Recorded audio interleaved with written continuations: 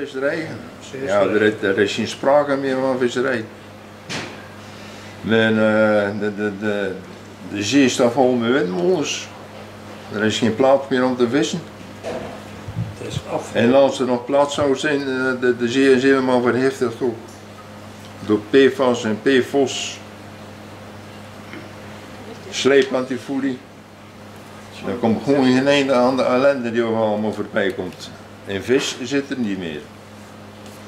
Zelfs de zeehonden hier op de platen, die krijgen nog geen jongen meer.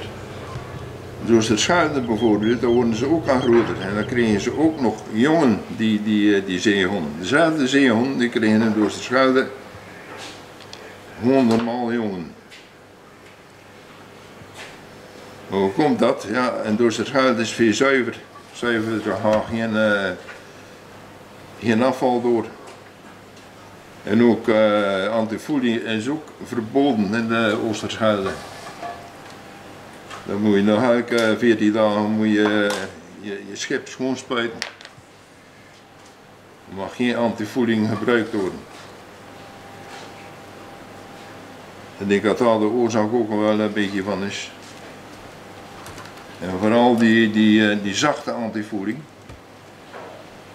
Die trekt gewoon een verhefspoor door het water. Je hebt twee soorten antivoeding, harde en zachte. En zachte noemen ze sleepantivoeding. Die lost gewoon langzaam op als je verhardt. Die polijst je schip en dat mag alleen toegepast worden op grote zeeschepen. Maar dat heet dan de zeescheepvaart. En die komen hier in de Westerschelde, die containerschepen. Die varen ook over de oceaan. En die moeten niks zijn van aangroeien of zo, want dat kost veel te veel geld.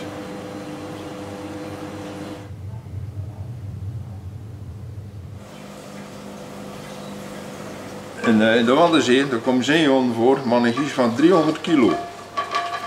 En hier in de Westerschelde komen ze hoogheid op 100 kilo. Waarom is dat? Ja, dat weet men ook niet. Wij steken er op de PFAS en de PFOS die ze binnenkrijgen. Het is allemaal vergif. De populatie die blijft wel in stand, maar dat komt voornamelijk doordat er steeds nieuwe zeehonden bijkomen. Die trekken van Engeland zo naar Zeeland toe. En dat zijn de grijze zeehonden, de normale Zeeuwse zeehond met die platte neus, die zie je bijna niet meer. Die is aan het uitsterven naar Beersie.